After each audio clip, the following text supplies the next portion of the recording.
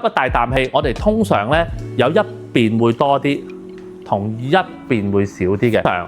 除咗我哋嘅 rib cage 之外咧，即係側邊呢啲咧緊得滯之外，我哋嘅斜角肌咧，佢如果有啲頸嘅問題咧，佢都會令到你個呼吸一邊多一邊少㗎。咁我哋點樣 assess？咁我哋一借一借佢嗱，佢發現咗佢話自己咧就係乜嘢啊？左邊趌高啲，就擺隻手落去度。我哋個雞心位咧放喺佢個雞翼位，有一邊咧就放喺佢嘅鎖骨嚟吸大啖氣。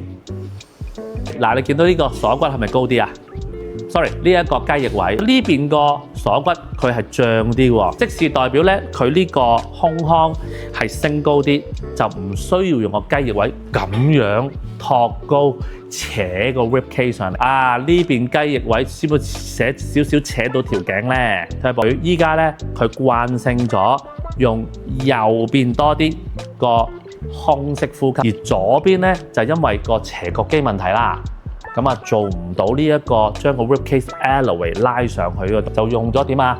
頭先我哋講過啦，斜方肌，所以有時頸痛咧係關你嘅吸氣事嘅喎，係啦。